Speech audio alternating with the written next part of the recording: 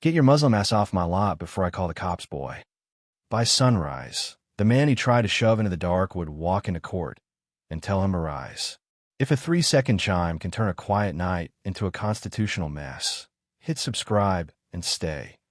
What happens next redraws the line between faith and fear. But let's go back to where it all began. Dale Kincaid slammed his truck door so hard the window shuddered and came at the well-dressed man with a finger like a spear. The midnight rest stopped breathing diesel and dust as a thin prayer rug settled on the asphalt beside a deep blue sedan. The man, Zaid Rahmani, took one instinctive step back, not from fear but to keep the rug's corner from flipping under his heel. The desert wind tugged it like a stubborn page that refused to turn. You think that suit fools anybody? Dale snarled, beer breath hot against Zaid's cheek. I know what you are. He jabbed Zaid's shoulder, the kind of shove that wanted permission to become a punch. Zaid's hand stayed open at his sides, palms steady as stone. His phone screen, still lit, showed a simple clock, a compass arrow fixed to Mecca, and a clean Arabic interface that would look ordinary to anyone not trained by headlines to see ghosts in geometry. The advent reminder had chimed 3 seconds ago, a bell-small sound already fading beneath idling engines. But Dale's mind pinned it like a signal, like a code, like proof. Probably timing something with that foreign app, he said, circling, eyes cutting to the leather-bound book on the front seat, Arabic script catching the overhead sodium lights. Probably not even your car. Zaid's voice was calm, meant to disarm without surrender. Sir, I'm just trying to use the restroom. Don't sir me. Dale spat, scuffing grit across polished Oxfords and grinding it in with his boot like he could scrape dignity off the leather. Somewhere down the row, a semi grumbled alive, then cut off, someone watching, maybe filming, maybe not. Zaid closed his car door softly, the click too gentle for a man being hunted, and the sound held more authority than anything loud could have mustered. He adjusted the saccade with 2 fingers, squared it to the painted line of the parking stall, and in that neat geometry there was a stubborn kind of worship, the ordinary ceremony of a man refusing to be edited out of public space. Dale's voice thickened. No kneeling on my lot. Not here. Not at night. His truck's high beams stuttered, then pinned Zaid and the rug in a slab of white that flattened color. The beaded tasbih on the dashboard caught a streak of light, and the beads became bullets in Dale's eyes, every curve a casing. Zaid lifted his chin a fraction. I'll be a moment. You'll be gone, Dale said, thumbing his phone, or you'll be cuffed. The patrol cruiser eased in dark. No bars, no fanfare, just the slow roll of inevitability. 2 doors opened, and the night gave up officers Nia Delgado and Sean Caffrey, boots whispering on asphalt, body cams waking with a chirp so small it sounded embarrassed to be there. What's the call? Delgado asked, not to anyone, really, but the night answered anyway with Dale's voice. Suspicious activity. Foreign language. Signals. He pointed at the phone in Zaid's hand like it was smoking. Caffrey's flashlight hit the rug first, then the Qibla compass on the phone, then the leather-bound Dua book on the seat. The light lingered in the way light does when it expects to find a hidden hatch and can't forgive the floor for being whole. Sir, Delgado said evenly, step away from the vehicle. Zaid did, palms high, shoulders square. The wind flipped the rug's corner. Try to take it. Zaid caught it with 1 toe and smoothed it down, a small act that looked too precise for a man who, according to the tone of the night, should have been flustered. Identification? Caffrey asked. Wallet is inside the jacket, Zaid said, each word measured, like someone who knew words could be exhibits later. I'm reaching slowly. Dale snorted. Yeah, reach. Let's see the alias. The flashlight wandered across the dashboard, paused on a hard case embossed with a federal seal, and moved on as if the eye attached to it refused to read. Delgado's radio crackled. Nothing urgent, just the sound of an empty frequency reminding everyone it could fill at any second. What's with the app? Caffrey asked. Prayer times, Zaid said. 3 seconds ago it reminded me it's late. Late for what? Dale sneered. Coordinating. For God, Zaid said. And sleep. Delgado's jaw worked once, like she was chewing a thought. Sir, I'm going to ask you to turn around. On what grounds? Zaid asked, not argumentative, just careful. Interference, Caffrey said too fast, like he'd been saving the word for a night like this. Dale smiled at the word like it was his. Zaid looked at the Tasbih glinting on the dash, at the rug now still, at the phone where the compass arrow waited without urgency, then at Delgado's face. He did not look at Dale. Turn around, Delgado repeated, softer, like an apology. Zaid did. The cuff's plastic bite was quick, practical, and decent. Dale exhaled like a tire losing air, relief hissing out of him. Knew it, he said, stepping back as if justice were contagious. Knew it. Zaid glanced over his shoulder at the book on the seat. May I know? Caffrey said. The light moved off the car, off the rug, and landed on the painted restroom sign, which pointed past the vending machines and into a corridor that smelled like bleach and old confessions. A second cruiser rolled in, not dark this time, its bar lights coughing color into the scene like a carnival no one bought tickets for. Phones appeared 2 aisles over, screens pale in the dark. The Adhan chime, set by the silence of heavenly bodies that do not keep our clocks, fluttered again from the phone where it lay face down on the seat. A 3-second ribbon of sound that seemed too small to carry the weight the night had hung on it. Hear that? Dale said, like the universe had just confessed. Signals. Delgado guided Zaid toward the cruiser, and his shoes made small, neat sounds that would live as waveforms on a hard drive for a long time. As the door opened, Zaid looked at the reflection of himself in the tinted glass, tie straight, cuffed hands still, gaze unbroken, and in the reflection, for an instant, the rug behind him looked like a flag at half-mast. He ducked into the car. The door closed. The desert took a breath it didn't let out, and above the vending machines, the clock clicked to 12:07 a.m., a kind of mercy or a kind of dare, depending on who was listening. The intake room buzzed with tired fluorescent hum as Zaid Rahmani sat cuffed to a steel ring, watching his life reduced to nouns on a gray tray. A beaded tasbih, a folded prayer rug, a leather-bound dua book, a phone whose compass arrow only pointed and never accused. Officer Sean Caffrey read the inventory like a man auditioning for certainty. String of beads, foreign writing, electronic device with Arabic interface. Each label landing like a conclusion, wearing a name tag.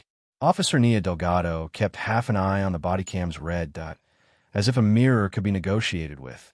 The other I flicked to Zaid's hands, open and still, as if calm were a dialect she hadn't heard in a while.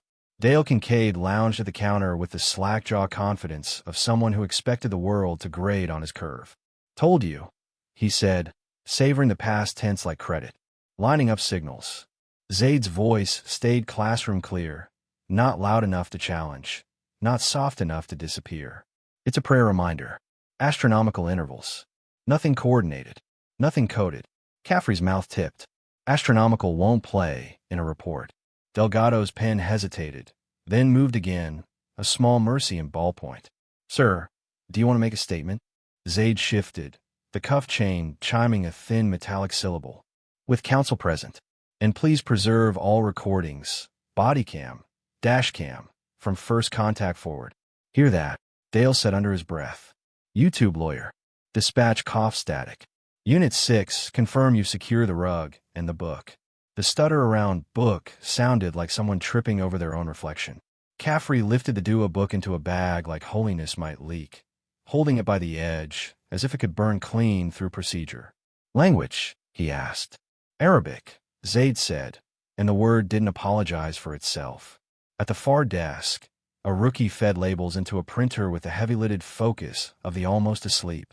A 10-second clip from the rest stop, Zaid's silhouette, the 3-second chime, popped onto his phone from a group chat, and then into another, and another, rumor learning to run captions. Foreign mumbling, timed sounds, midnight plot. Delgado's radio chirped. Heads up, calls coming in. Something posted. Keep it tight. She glanced at Zaid. What were you doing out there? Finding level ground, he said. The chime told me it was late. I chose the restroom instead. Late for what? Dale needled. For God, Zaid answered, and the small room was suddenly too small for the word. Caffrey rolled his shoulders, a boxer between rounds. Anything on that phone I need to know about? You'll need a warrant, Zaid said, eyes touching the compass arrow glowing on the lock screen down the hall, fixed to a direction that didn't care about this building's nouns. Delgado looked at the tray, beads, rug, book, then at Zaid, whose stillness read as dignity unless your training had only given you the word calculation. Where were you headed? West, he said. Work in the morning. Doing what? Caffrey prodded. Zaid let the question hang until silence framed it. I help people follow rules. Dale scoffed. Then you should have followed mine. The wall clock clacked from 12:31 to 12:32, a cheap sound trying on the way to the gavel. A union rep arrived, sleep pooled in the corners of his eyes, scanning the room like a man counting exits. What V we got? Suspicious activity, Caffrey said. Coordinated signals. Non-compliance. Non-compliance. Delgado said too fast. He stood still. He answered. He questioned my grounds. That's not the same thing. The rep's gaze slid to Zaid. Injuries. Only the kind that don't show up on forms, Zaid said. The printer spit triplicate paper, as if bureaucracy were a slot machine that only paid in friction. On the booking sheet, other observations bloomed into an ink blot of conclusions. Foreign language, timekeeping, agitation. Until Delgado crossed out agitation and wrote calm. You sure? Caffrey asked. I'm sure, she said, tone dry as a verdict. Somewhere a janitor pushed a yellow cart past a de-escalation poster no one read. Behind a locked door, the body cam server blinked patient green, a quiet galaxy cataloging human weather. Holding was colder than the intake room. Zaid sat on the bench with cuffs fronted, shoulder against cinder block like the wall might remember softness if asked politely. A snore rose from 2 cells down. Someone else argued with ghosts, swapping their names mid-sentence. Through the wired glass, the tray's corner shone, his TASB curled in a loop, each bead catching fluorescent light like a minute. At the desk, Delgado replayed the rest stop footage. Dale's first shove setting the tone, Zaid's toe catching the rug's corner not to hide anything, but to keep it from folding, the chimes strolling in like weather. She rubbed the edge of her citation book until the card softened, eyes narrowing not at Zaid, but at the tilt of the scene. We're holding him for what, exactly? She asked, not looking at Caffrey. Interference, he said again, slower now, as if the word weighed more each time he picked it up. The union rep checked his watch. Write it clean, he sighed. We'll sort the noise in the morning. In his cell, Zaid closed his eyes, not to sleep but to stack breath on breath until the room clicked into a shape that could be survived. He thought of the neat geometry of the rug, the ruthless kindness of an arrow that never argued, the smallness of a chime promoted to code by people who brought hammers to read feathers. The clock clacked to 1:04. Somewhere a bigger account reposted the clip. A comment thread erupted. Protocol. Threat. Again.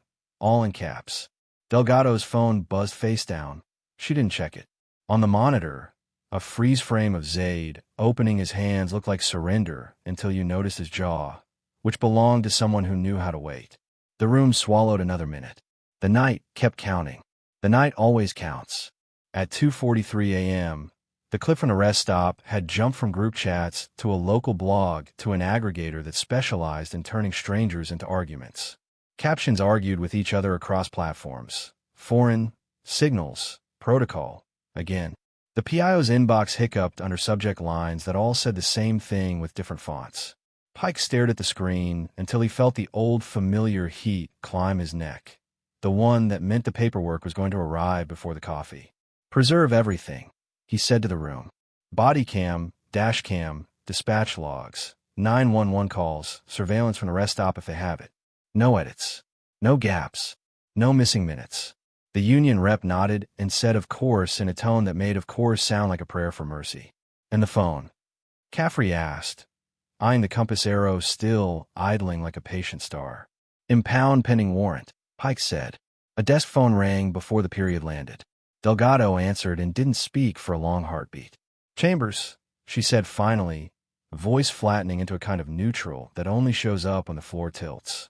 She passed the receiver to Pike, who took it like it might deliver voltage.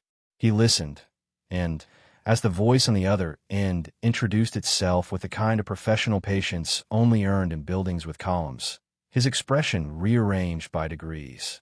Understood, he said. Well, yes. When he hung up, the room waited. Counsel is on the way, he said, and the words had more weight than they should for 4 syllables. High level. Caffrey frowned. trying to do the math he dismissed earlier. Public defender? Not tonight, Pike said. Private. He didn't add the part the voice had threaded through the line. Preserve every second. Don't touch the phone. Do not, under any circumstances, lose that rug. 3:06 a.m. The union rep tried to broker a softer landing. Release on citation, he offered Pike in a low voice. We make it all go quiet. Nothing goes quiet anymore, Pike said, glancing at the glow of a dozen screens. It just goes somewhere else. He looked toward Holding. Besides, he asked for magistrate review. What?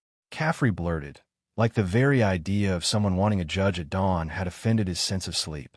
Delgado looked at Zaid's hands folded on his lap, and the answer had too many moving parts to fit in her mouth. Counsel arrived at 3:29 in a suit that didn't apologize for being awake.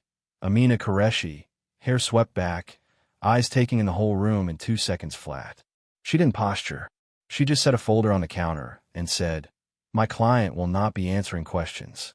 He has preserved his request for all recordings. You will not search his phone absent a warrant. You will ensure he has access to his religious items. You will not interfere with his prayers. The union rep tried the old move. Counsel, we'll get this cleared up. Maybe we'll get it cleared up in front of judge, Amina said, and the word judge reached down the hall and touched metal with a soft, seismic hand. Also, she added, flipping open a document like a magician who prefers contracts to cards, consider this notice for preservation. Spoliation will be presumed intentional. We'll discuss 42 U.S.C. Section 1983 in Manel in the morning. Caffrey smirked like Latin had sneezed in his coffee. Pike didn't. He knew those names and the checks they could sign with other people's pens. Delgado took Amina back to Holding, keyed open the door, and watched Zaid stand like a man who understood schedules better than clocks. You okay? Delgado asked before she could stop herself. Zaid nodded once. Amina murmured to him through the slot of privacy that stations permit when everyone pretends they don't hear the important parts. When they were done, Amina turned to Pike. Magistrate at 6 o'clock, she said. We'll wait here. You want coffee? Delgado asked Zaid, and when he said yes, she brought it without ceremony, without the little speech cops give to make kindness about themselves. He held it in both hands the way people hold warmth that doesn't belong to them yet. At 4:12, IA pinged the watch desk for the upload links. Expedite, the email said, and the font somehow sounded like a raised eyebrow. Pike pushed the files and watched the progress bar crawl like a wounded animal. In the interview bay, Dale was retelling his story to his second camera, and each retell got cleaner, like a man sanding a plank until the grain blurred. Not here, he kept saying, meaning more than geography. Not at night. He didn't say the other part again. The recorder sighed anyway. Around 5:01 a.m., the lights at the edge of the precinct softened from news van harsh to honest dawn. A young reporter rehearsed a stand-up outside, the words faith and fear standing too close to each other in a sentence. Inside, someone printed a Holding statement that said exactly nothing in exactly 3 paragraphs. The server room continued its patient blinking. The rug in its clear bag looked like a flag folded for a funeral it declined to attend. Zaid finished his coffee and asked if he could stand a stretch, and when Delgado nodded, he did, closing his eyes for 3 breaths that looked like practice for something larger. When 5:47 rolled onto the clock in square red digits, dispatch pinged the transport bay. Courtroom 3, early calendar opened. Move at 5:55. Caffrey checked his tie in the window, like a man checking a story for holes. We're really doing this, he said, half to the glass, half to the air. We are, Pike answered, not looking up from the body cam index. He was scrolling like a map. We'll stand on what we have. Which is what? Delgado asked. The question hung there, and no one listed nouns. In the hall, Amina gathered her folder, and Zaid adjusted his jacket with cuff marks red as underlines. The Adhin chime fluttered on his phone 2 rooms away, a 3-second ribbon of sound that threaded through walls and throats and found him like it always had, carrying no secret except the oldest one. There is a time for everything. They walked him toward the bay, past posters about de-escalation and guardianship that had curled at the corners. The outside air was blue with morning. Doors opened, hinges spoke, and somewhere in the building a printer began to spit out a docket the day hadn't earned yet. Delgado fell in 2 steps behind, close enough to be counted with them, far enough to listen. Caffrey checked his watch. Dale adjusted his cap like a man late to his own coronation. Pike rubbed the bridge of his nose in a gesture that belonged to men who'd watched too many nights turn into stories they couldn't control. The van door rolled back. Zaid ducked his head and climbed in without being told. The chain of custody logged a new line. And the city, faithful to no one's script, finally decided to wake up. The courthouse woke before the sun, marble floors holding last night's cold as the transport van's door slid open and let the precinct's fluorescent air spill into a lobby that smelled like toner and coffee made by people who resent mornings. Zaid Rahmani stepped down in cuff marks and a clean tie, flanked by Officer Nia Delgado and Officer Sean Caffrey, with Lieutenant Pike half a pace behind, eyes on a clipboard like it could keep the building from recognizing them. Amina Qureshi walked ahead, badge clipped visitor pass catching the weak light, heels quiet enough to sound like intent, a folder under her arm that fit the day perfectly because it had been measured for it. Security trays ate the property bags without tasting them. A bailiff scanned labels, paused on the clear envelope with a folded rug and a necklace of beads, and then looked away as if respect were a temperature he wasn't trained to maintain. The Adhin reminder, set by a sky that didn't check calendars, fluttered once from somewhere in property. 3 seconds that made a clerk lift his head and then pretend he hadn't heard anything at all. They moved through corridors that all hummed the same note, past framed portraits that pretended the walls had always known reason, past a corkboard where docket sheets were pinned with the same pushpins that had been there yesterday and would be there tomorrow.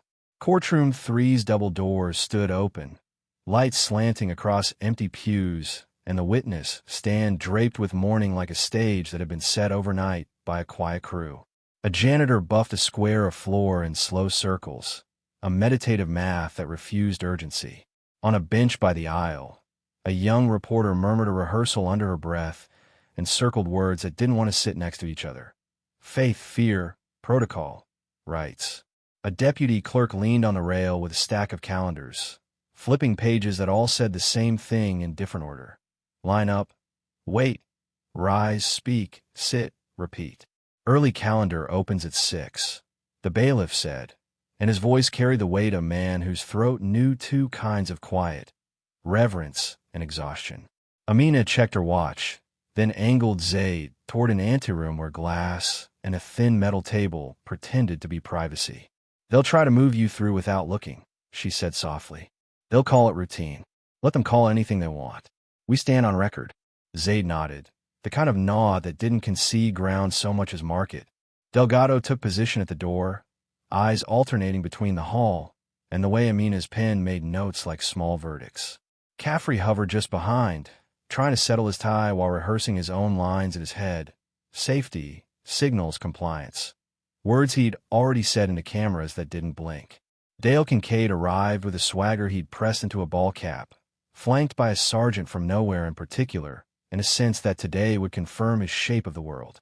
He clocked the cameras, then Zaid, then the bag rug on a clerk's card, and the sight of it drew his mouth into a line that wanted to be a smile and failed. Still here, he muttered, mostly to himself, like persistence were a character flaw. The union rep slid up next to Pike with a low whisper about options that sounded like synonyms for retreat. Pike pinched the bridge of his nose and watched the clerk tape a fresh notice to the rail. No photography, no phones, silence on pain of removal. Phones were holstered anyway, their lenses obeying rules when they had to and learning better ways the rest of the time. The deputy city attorney arrived with breath still tasting of mint, binder tabs marching like flags, and introduced herself as if the room didn't already recognize the shape of her job. We're looking at a quick resolution, she told Pike, the kind of optimism that's really a coached line. Citation, release, then internal review. We don't want to feed an ecosystem. The ecosystem already ate, Pike said, eyes on the hall where more people drifted in with the faces of those who read things before breakfast. Amina leaned her shoulder against the anteroom's glass and watched attorneys measure each other with posture instead of tape. We're not compromising on record, she said to the room at large, which was the only way to say it and mean it. Preservation holds. My client will be heard by a magistrate, and you will stop calling prayer a signal. She didn't raise her voice. She just spoke like the walls had good acoustics. A bailiff set a pitcher of water on council tables, sleeves rolled in neat cuffs that matched the crease in his face where sleep had folded him earlier. The clerk clipped the day's schedule to a board and left a blank line at the top that wasn't blank. Sunlight climbed the far wall between flags, finding dust motes and making them honest. A mother with a toddler took a back pew for warmth and routine, the child's soft shoes tapping a rhythm that sounded like someone learning patience. In the aisle, a public defender handed out quick comfort like rations and counted how many times he would not be surprised. Delgado's phone buzzed with a group chat of officers trading links in absolution, and she turned it face down like a reflex she might keep. She stared through the glass at Zaid's hands, fingers resting lightly against the table, as if each knuckle were a hinge on a door he was keeping closed with effort. "You sure you're okay?" she asked, too quiet to be procedure, and Zaid met her eyes with the kind of look people reserve for strangers who chose not to be. "I'm steady," he said. Steady is not the same as untouched. The line landed between them and took a seat neither could see. At 5:58, the hallway tightened. The court reporter slid her machine into place and stretched her fingers until they made soft, industrious pops. A second bailiff took post by the well, chin up in the old choreography. The clock on the rear wall clicked its red numbers forward with the same indifferent mercy it had offered the precinct a few hours earlier. In property, a clerk logged a reminder he didn't understand into a chain of custody field that didn't have a code for it. The compass arrow on the impounded phone continued doing what arrows do: point without negotiation. Pike stepped over to Caffrey and said, "Whatever happens, answer what's asked. Don't explain what wasn't." He turned to Delgado. "You. Tell the truth like a person who can sleep afterward." It wasn't an order so much as a hope dressed in a uniform. The deputy city attorney straightened her jacket and handed Caffrey a single page titled Talking Points, which looked like English until you read it twice. Dale adjusted his cap and practiced a contrite nod in the reflection of a plaque, then gave up and chose belligerence because it fit better. Amina closed the folder and set both palms on it like a prayer book. "When they say routine, here's shortcut," she said to Zaid. "We take the long road. It's the only one that arrives where it claims." He breathed in, breathed out, and the small room expanded a fraction around the shape of it. The bailiff at the door called, "Council, parties," with the flat bell tone people reserve for words they say every day. Bodies found their marks. The reporter in the back uncapped a pen. The mother whispered something to the toddler about quiet and respect, and the child, new to both, nodded solemnly. Somewhere outside, a helicopter made a distant vow to circle. Inside, the lights decided to be day. The clerk stood, shuffled papers that didn't need shuffling, and looked toward the side door that judges use when they want to be ordinary and fail. A hush gathered from the corners and rolled forward, the kind that isn't just about sound but about attention, finding a single point. A bailiff lifted his chin and found his line from a place older than memorization. "All rise," he almost said with his eyes, and the phrase hung there a breath early, an inhale before a name. The entire room poised on the knife edge between what it had been told to expect and what it was about to learn. The side door clicked, a bailiff's hand touched the frame, and a clerk rolled in a property cart where a clear bag held a folded rug, a loop of beads, and a phone whose compass arrow never argued. The room's murmur thinned as the phone gave a 3-second chime from inside the plastic, a small ribbon of sound that crossed oak and marble like a witness with perfect recall, and then the bailiff said, "All rise," and the man who had been walked in chains 2 hours earlier stepped through in black robe and calm spine and took the bench under his own name. Honorable Zaid Rahmani. No hook, no flourish, just the exact gravity of a building remembering why it has columns. He didn't look at Dale Kincaid first, or at Officer Sean Caffrey polishing explanations smooth with nerves. He looked to the clerk. "On the record," he said, voice carrying without strain. "This is an emergency calendar. Before we proceed, remove those restraints." A deputy moved, metal clicked, and the sound broke something that had needed breaking. "Counsel," Judge Rahmani said, nodding to Amina without the theater of surprise. "You're recognized. We'll address custody, preservation, and immediate relief." The deputy city attorney began to stand on the word routine and sat when the judge's eyes met hers like a fact. "There will be no shortcuts," he said. The record will be complete. He took the posture of a man measuring temperature, not delivering weather. For the avoidance of doubt, he continued, last night's detention of this court's presiding officer is not a fact that will be litigated here by this court. There will be an immediate recusal from any merits proceeding involving these parties. Before recusal, the court will enter housekeeping orders no different from those entered for any citizen similarly situated. His gaze shifted to the clerk. Order number 1. Preserve all recordings, body-worn cameras, dash cameras, dispatch audio, CD logs, 911 calls, surveillance from the rest stop, and any phone extractions, unaltered, with checks and verification, within 12 hours. No edits. No missing minutes. Chain of custody to be signed by a supervising captain and filed under seal. He turned to property. Return religious items to their owner immediately. The court finds no lawful basis to impound a prayer rug, beads, or a devotional book. The device will remain sealed pending warrant. Counsel may be heard on scope. Amina's pen moved once. The union rep's jaw set like old glue. Order number 2, the judge said, and the room's air leaned forward. Any citation or booking predicated on alleged signals or a foreign language is stayed pending probable cause review by a neutral magistrate not later than close of business today.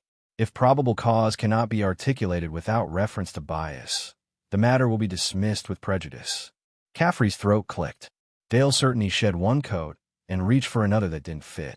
Order number 3. Internal Affairs to open a formal investigation within 24 hours. Policy review to include training on faith practices across traditions, with specific instruction that a prayer time chime is not a code, a compass arrow is not a conspiracy, and a rug is not a weapon. He let the last 3 nouns stand in their plain clothes. The court will transmit this record to the Civil Rights Division for monitoring and to the U.S. Attorney for assessment. Names attached to this docket will meet the facts in daylight. He shifted a page he didn't need to read.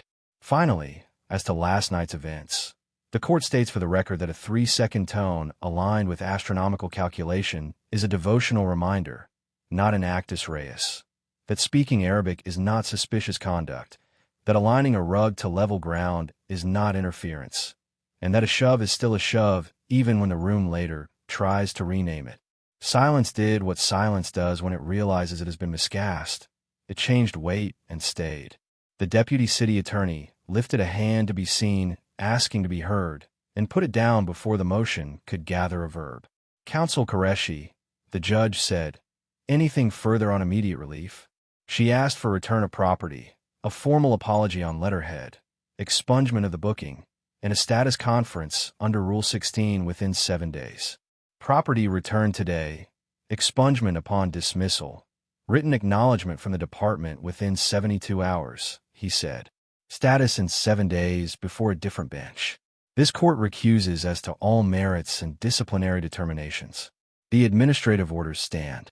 The clerk read back the essentials, her voice steadying on prayer rug, the second time, as if the words had decided to be furniture and not evidence. The bailiff's chin rose half a degree. Delgado, 2 rows back, stared at her own hands, and then at Zaid's, unshackled now, resting palm down on wood that has heard ohs and lies and understood the difference by tone alone. Pike swallowed like a man who recognized the shape of the hole and the size of the shovel. Caffrey's eyes found the middle distance practiced by people who suddenly need it. Dale Kincaid's mouth opened to speak and learned the oldest lesson in the room. Without a name to summon, noise is just noise. A clerk from property hustled in, cheeks flushed from the polite run bureaucrats learn, and set the clear bag on counsel table. Amina unzipped it and slid the folded rug toward Zaid, who touched the fabric with 2 fingers the way one touches something that has been made to endure someone else's story.